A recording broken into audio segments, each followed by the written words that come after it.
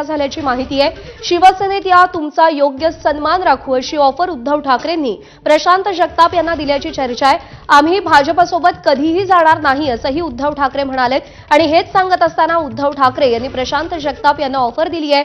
आज प्रशांत जगताप यांचा काँग्रेसमध्ये प्रवेश होईल ही बातमी आपण काही वेळापूर्वी पाहिली।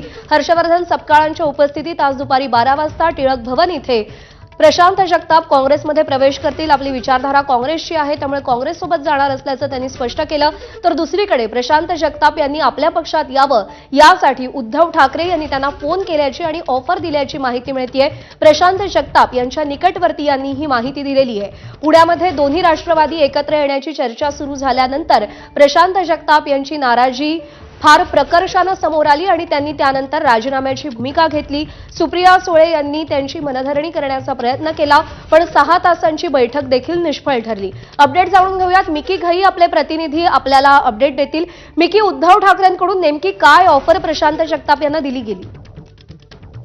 बघितलं तर प्रशांत जगताप यांनी राष्ट्रवादी काँग्रेस शरद पवार गटाला राजीनामा दिल्यानंतर आता अनेक पक्ष त्यांना ऑफर देत आहेत। काल रात्री स्वतः प्रशांत जगताप यांना उद्धव ठाकरेंचा फोन आला होता आणि थोडंसं थांबवतोय। स्वतः प्रशांत जगताप आपल्या सोबत आहेत। प्रशांत जगतापजी, काल उद्धव ठाकरे आणि आपली फोनवरून चर्चा झाल्याचं कळतंय, नेमकं काय म्हणाले ते, काय ऑफर दिली तुम्हाला? सर्वप्रथम मी माननीय उद्धव साहेबांचे मनापासून आभार मानतो। त्याचबरोबर आमदार माननीय सचिन भाऊ अहिर यांचे सुद्धा मनापासून आभार मानतो। माझ्यासारख्या एका छोट्या कार्यकर्त्यासाठी त्यांनी बोलायला वेळ दिला। त्याबरोबर या ठिकाणी तुमचा भाजप बरोबरचा जो लढा आहे या लढ्याच्यासाठी निश्चित या ठिकाणी आमच्या शुभेच्छा आहेत अशा प्रकारच्या भावना व्यक्त केल्या। मी खूप स्वतःला छोटा समजतो कारण की स्वर्गीय प्रबोधनकार ठाकरे साहेबांचे नातू आणि या ठिकाणी ज्यांना मी कायम मानत आलो असे स्वर्गीय बाळासाहेब ठाकरे यांचे चिरंजीव म्हणून उद्धव साहेबांची जर ओळख असली तरी एक या राज्यातला आक्रमक चेहरा आणि त्याचबरोबर या ठिकाणी भाजपशी 2 हात करण्याची कायम तयारी अशा एवढ्या मोठ्या नेत्यांनी मला या ठिकाणी फोनवर समजून आम्ही 9-9.5 मिनिट बोललो। त्यांनी माझ्या भावना समजून घेतल्या। किंबहुना आपण एकत्रित नका या ठिकाणी तुम्ही माझ्या नेतृत्वाखाली कामकाज करू शकता अशा प्रकारच्या सुद्धा या ठिकाणी मला साथ घातली। त्याबद्दल मी त्यांचे मनस्वी आभार मानतो। एक नक्की आहे की मी भाजप किंवा आता राज्यात ज्या महायुतीमुळे या राज्याचं वाटोळ झालंय त्या तिन्ही पक्षांमध्ये कुठे जाणार नाही।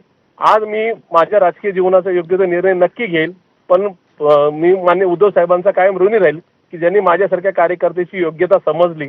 त्याच्यामुळे पुढच्या 2 ते 3 तासामध्ये माझा योग्य तो निर्णय नक्की होईल। आपण काँग्रेसमध्ये प्रवेश करताय?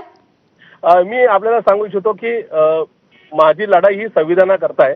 माझी लढाई ही पुरोगामी चळवळी करताय। ती कुठल्या एका पक्ष किंवा नेता किंवा एखाद्या व्यक्तीच्या विरोधातली नाही। त्याच्यामुळे आज जे भाजप सरकारला आव्हान देऊ शकतात, जे महायुती सरकारला आव्हान देऊ शकतात अशा पक्षाची निवड मी नक्की करेन। आपण असं म्हणालात की भाजप विरोधात जे ठामपणे उभे राहतील त्या पक्षाची निवड मी करेन।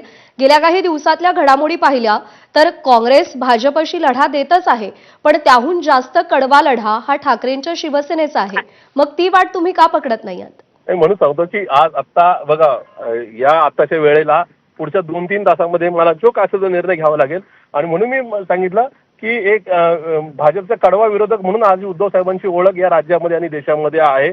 कारण की त्यांचा पक्ष, त्यांचं चिन्ह, त्यांनी तयार केलेले कार्यकर्ते भाजपने ज्या पद्धतीने पळवले आणि त्यांच्याच विरोधात उभे केले अशा परिस्थितीमध्ये खचून न जाता या ठिकाणी कॉम्प्रोमाइजिंग मूडमध्ये न जाता त्या ठिकाणी ज्या पद्धतीने उद्धव साहेब लढतायत ही सुद्धा उल्लेखनीय बाब आहे।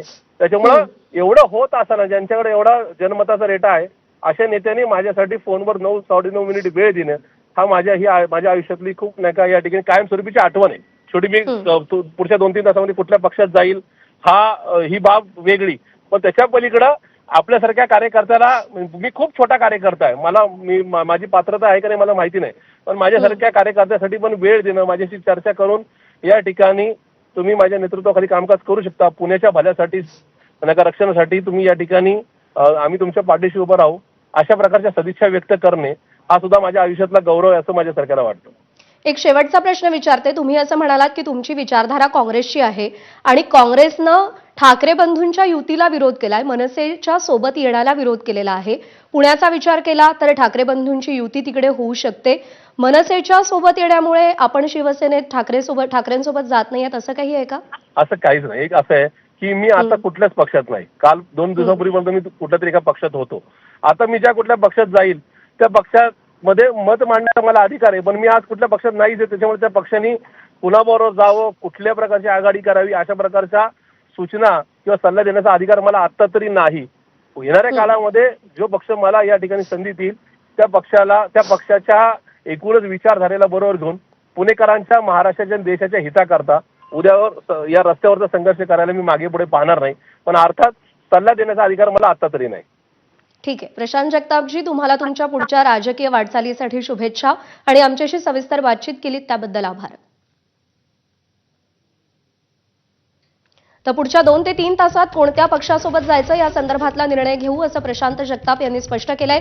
प्रशांत जगताप काँग्रेससोबत जाणार की ठाकरेंच्या शिवसेनेसोबत जाणार हे अजूनही स्पष्ट झालेलं नाही, पण उद्धव ठाकरेंनी प्रशांत जगताप यांना फोन केल्याच्या वृत्ताला त्यांनी स्वतः दुजोरा दिलाय आणि महाराष्ट्रातल्या एवढ्या मोठ्या नेत्यांना आपला विचार केला आणि आपल्याला ऑफर दिली ही आपल्यासाठी लाईफ टाईम मुवमेंट असल्याचं प्रशांत जगताप यांनी सांगितलेलं आहे.